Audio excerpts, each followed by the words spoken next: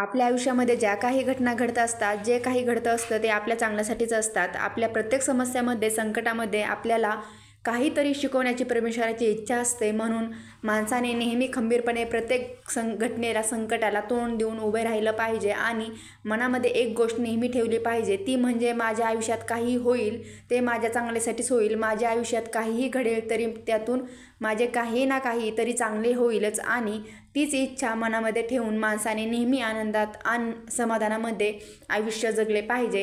हेच पटवून देण्यासाठी एक बोधकथा सांगत आहे, नक्की ऐका. श्री स्वामी समर्थ, श्री गुरुदेव दत्त. पंढरपूर येथील पांडुरंगाच्या मंदिरात गोकुळ नावाचा भक्त नियमितपणे धान्याची सेवा करत होता. तेव्हा त्याच्या मनात विचार आला की विटेवर उभा राहून रोज हजारो लोकांना दर्शन देत असणाऱ्या पांडुरंगाचे पाय नक्कीच दुखत असतील. म्हणून एक दिवस त्याने पांडुरंगाला विचारले, देवा, तू आमच्यासाठी आमच्यासारखा उभा असतोस, तुझे पाय दुखत असतील तेव्हा तू आता विश्रांती घे, मी तुझ्या जागी उभे राहण्याची सेवा करेन. त्यावर पांडुरंग म्हणाला, ठीक आहे, पण तू इथे उभा राहून कोणालाही काही सांगू नकोस, काही झाले तरी बोलू नकोस, फक्त हसत उभा राहा. पांडुरंगाचे हे बोलणे गोकुळने मान्य केले व दुसऱ्या दिवशी सकाळी तो पांडुरंगाच्या जागी उभा राहिला. तेव्हा तिथे भक्ताचे येणे सुरू झाले. पहिल्यांदा श्रीमंत भक्त आला व म्हणाला, देवा, मी लाखो रुपयांची देणगी दिली आहे, माझ्या व्यवसायामध्ये माझी भरभराट होऊ दे. त्यावर तो श्रीमंत भक्त तिथून निघून गेला, पण चुकून तो आपले पैशांनी भरलेले पाकीट तेथेच विसरला. पण देवाने काहीच न करता फक्त उभे राहण्याचे सांगितले असल्याने गोकुळ त्याचे पाकीट त्याला परत देऊ शकला नाही. त्यामुळे तो फक्त हसत उभा राहिला. पुढे तेथे एक गरीब भक्ताचे येणे झाले. गरीब भक्त आला व दर्शन घेऊन म्हणाला, पांडुरंगा, हा 1 रुपया मी तुला अर्पण करतो, माझी ही धनाची सेवा स्वीकार कर. तसेच मला नेहमी तुझ्या चरणाशी ठेव, माझ्याकडून तुझी भरपूर सेवा करून घे. देवा, माझी बायको व मुले 2 दिवसापासून उपाशी आहेत, घरात अन्नाचा कण नाही, माझा सगळा भार मी तुझ्यावर सोडला आहे. जे काही होईल ते तुझ्या इच्छेप्रमाणे होईल असा मला विश्वास आहे. असे म्हणून तो भक्त आपले डोळे उघडतो तेव्हा त्याला तिथे पैशांनी भरलेले पाकीट दिसते.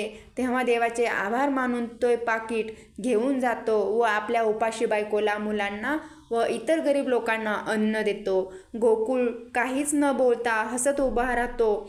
पुढे तेथे एक नावाडी येतो. देवाला उद्देशून तो म्हणतो, हे पांडुरंगा, आज मला समुद्रात खूप लांबचा प्रवास करायचा आहे, तेव्हा सर्व व्यवस्थित होण्यासाठी आशीर्वाद दे. असे म्हणून तो नावाडी तेथून जाऊ लागतो. तितक्यात तो श्रीमंत भक्त पोलिसांना घेऊन तेथे येतो. तेथे पाकीट नसल्याचे बघून तो श्रीमंत भक्त पोलिसामार्फत पाकीट चोरल्याचे संशयावरून नावाड्याला अटक करतो. तेव्हा गोकुळला फार वाईट वाटते, पण तो काहीच करू शकत नाही. तो फक्त उभा राहतो. तेव्हा नावाडी देवाकडे बघून म्हणतो, पांडुरंगा, हा काय खेळ मांडला आहेस? मी काहीच नाही केले तरी मला ही शिक्षा. हे ऐकून गोकुळचे हृदय घहरले. तो विचार करतो की स्वतः पांडुरंग जरी येथे असता तरी त्याने काहीतरी केले असते. असे म्हणून न राहून तो पोलिसांना सांगत की पाकीट नावाड्याने चोरले नसून गरीब भक्त चोरले आहे. त्यावर पोलीस नावाड्याला सोडून देतं. तेव्हा नावाडी आणि श्रीमंत हे दोघे भक्त देवांचे आभार मानून तिथून निघून जातात. रात्री पांडुरंग मंदिरात येतो व गोकुळला विचारतो, कसा होता दिवस? गोकुळ म्हणतो, पांडुरंगा, मला वाटले होते की येथे उभे राहणे फार सोपे काम आहे, पण आज मला कळाले की हे काम किती अवघड आहे. ते ह्यावरून कळते की तुझे दिवस हे सोपे नसतात. पण देवा, मी आज एक चांगले काम पण केले. असे म्हणून तो सारी हकीकत देवाला सांगतो.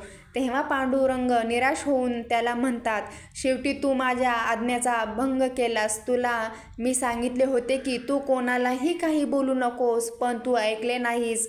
तुझा माझ्यावर, देवावर विश्वास नाही. तुला काय वाटते की मी भक्तांचं हृदयातली भावना ओळखू शकत नाही? गोकुळ मान खाली घालून उभा राहिला. पांडुरंग पुढे म्हणाला, अरे, त्या श्रीमंत माणसाने दिलेल्या देणगीतले पैसे हे चुकीच्या मार्गातील आणि भ्रष्टाचारातील होते आणि ते पैशाच्या बदल्यात त्याला व्यवसायात माझ्याकडून भरभराट हवी होती. त्यामुळे पाकीट हरवण्याचा खेळ मला करावाच लागला, जेणेकरून ते पैसे चांगल्या मार्गाला वापरून त्याच्या मदतीला पापाचा साठा कमी होणार होता.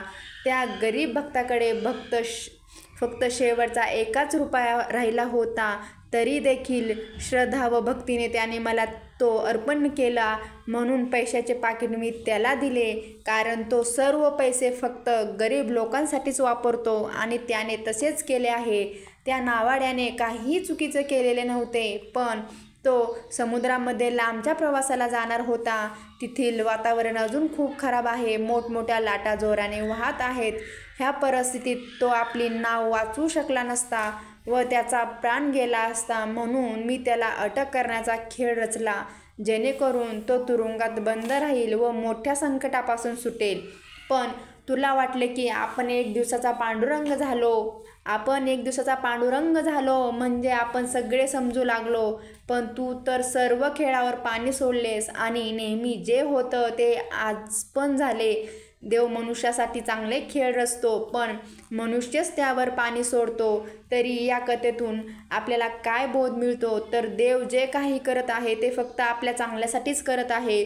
फक्त आपण देवावर विश्वास ठेवून धीर बाळगला पाहिजे. माणसांचं कसं असतं, आयुष्यामध्ये प्रत्येक घटनेला किंवा प्रत्येक कृतीला लगेच रिॲक्ट व्हायचं आणि जरा काम संघर्ष निर्माण झाला ती स्वतःला त्रास करून घ्यायचा. प्रत्येकाच्या जीवनामध्ये संघर्ष असतो आणि संघर्षाशिवाय जीवन हे फुलत नसते. प्रत्येकाला असे वाटत असेल की माझ्याच बाबतीत असं वाईट का घडत आहे, पण आपल्याला वाईट काय परमेश्वर देतो, कारण आपण जगायला शिकावं. आपला हा वाईट काळच आपल्याला योग्य मार्ग दाखवत असतो. म्हणून मनामध्ये एक गोष्ट नेहमी लक्षात ठेवा, जे काही आयुष्यात होईल ते आपल्या चांगल्यासाठीच घडेल. श्री स्वामी समर्थ, श्री गुरुदेव दत्त. हा व्हिडिओ तुम्हाला कसा वाटला कमेंट करून नक्की सांगा आणि आपल्या आनंदी स्वामी भक्ती या चॅनलला सबस्क्राईब करायला विसरू नका. पुन्हा भेटूया नवीन विचारासह. तोपर्यंत धन्यवाद.